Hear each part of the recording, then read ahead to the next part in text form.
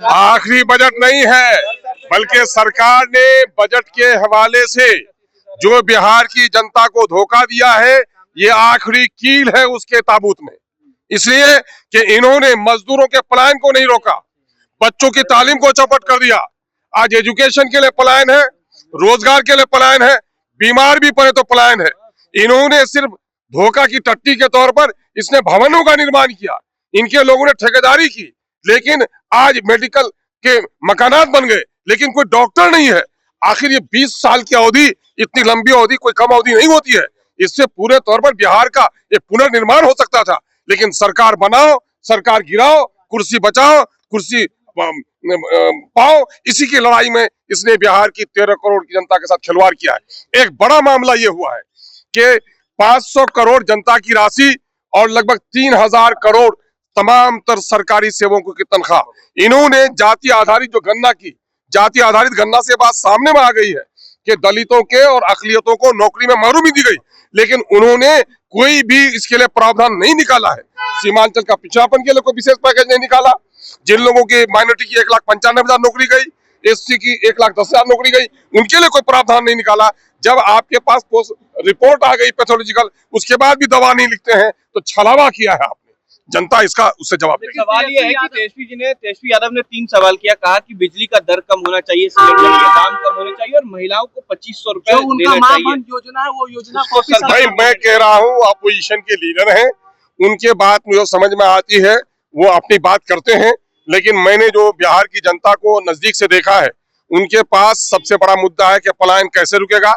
माँ मरती है, बेटा पंजाब में रोता है, बीबी बीमार पड़ती है, शौहर उसका हरियाणा में रोता है, बच्चों की तालीम कैसे हो पाएगी। और आज भी आयुष्मान कार्ड बन जाने के बावजूद भी आप चलिए मेरे फ्लैट में, दर्जनों लोग बीमार पड़ेंगे, टेस्ट के नाम पर ही उनसे 50,000 वसूल किया जा रहा है।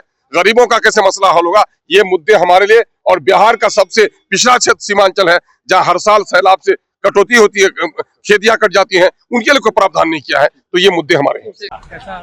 नहीं, हम लोग मानते हैं कि ये बजट क्योंकि चुनावी वर्ष है, ये बजट पब्लिक फ्रेंडली बजट होगा। और हमेशा नेता हमारे जो इस तरह का बजट का निर्माण करवाते हैं, उस तरह के बजट में हमेशा जनता के प्रति संवेदनशील सरकार का प्रदर्शन होता है, और इस बार भी वही होगा। तेजस्वी यादव ने जिस तरीके से मांग की महिलाओं के लिए, मेरा जो योजना one by one Tejashwi Yadav ने जिस तरीके से एक लंबी फहरिस्त दी कि महिलाओं के लिए ये कीजिए, इसके लिए अल्पसंख्यकों के लिए ये चाहिए, सिलेंडर के दाम कम। ये देखिए, ये इनके पॉलिटिकल स्ट्रैटेजी का पार्ट है, क्योंकि ये माननीय तेजस्वी जी को ये पता है, क्योंकि सरकार में रहे हैं, कि महिलाओं पर काम होगा, अल्पसंख्यकों पर काम होगा, युवाओं पर काम होगा, तो उन सब चीजों को देख करके वो कल बैठ के, क्योंकि वो आज होने वाला है, तो वो अपना बजट अपना कल एक फेयर दे दी।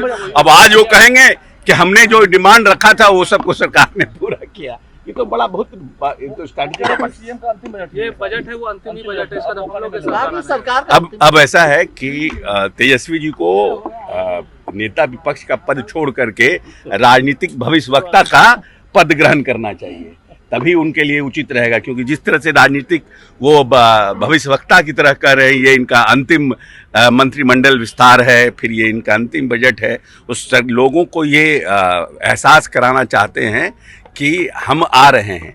लेकिन जनता किसी भी हालात में, किसी भी परिस्थिति में, हम लोग को लगता है तेजस्वी जी ने सबसे अच्छा प्रदर्शन चिराग जी के पर्दे के पीछे के सहयोग से उन्होंने 2020 में सबसे अच्छा प्रदर्शन किया था, और 2025 में तेजस्वी जी का सबसे खराब प्रदर्शन होगा। क्या 2010 से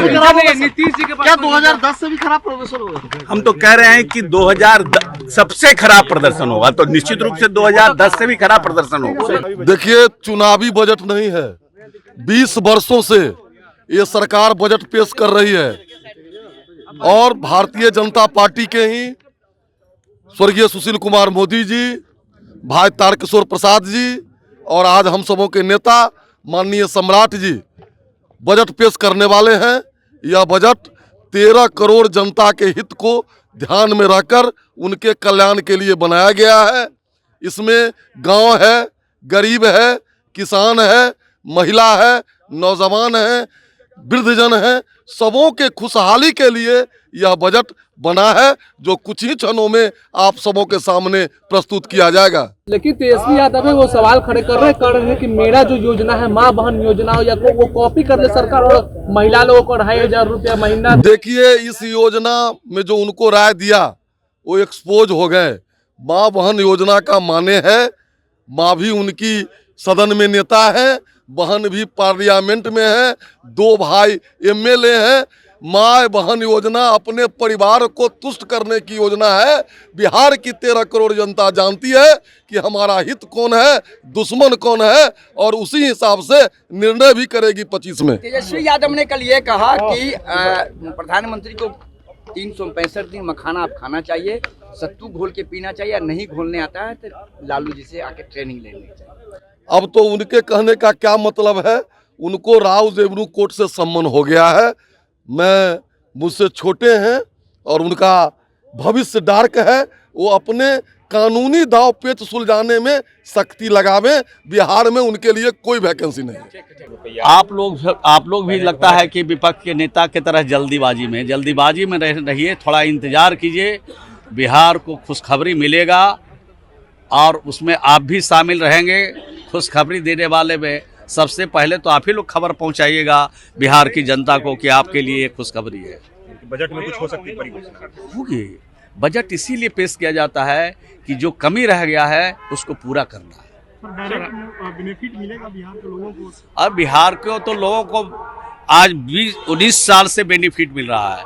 बिहार गांव में सड़कें नहीं थी, बिजली घर घर में नहीं था, वहां पर आज लड़कियों को पुलिस में भर्ती किया जा रहा है, शिक्षक नियुक्ति किया जा रहा है। 35 और 34 लाख लोगों को मुख्यमंत्री ने कहा है रोजगार के क्षेत्र में हम आगे बढ़ाएंगे और 12 लाख लोगों को हम नौकरी के क्षेत्र में आगे बढ़ाएंगे। तो बिहार में तो लगातार काम हो रहा है और इसको तेजी से करना है ताकि बिहार के लोग को और अच्छा लगे। धन्यवाद। सहयोगी दल का कहना है कि बड़े भाई हम हैं तो इस बार मुख्यमंत्री भी हम ही लोग को कोई दल का। अरे भाई, ये सब कोई इशू नहीं है। सब समय आता है तो सब चीज हल हो जाता है। बोले बिहार में का बा?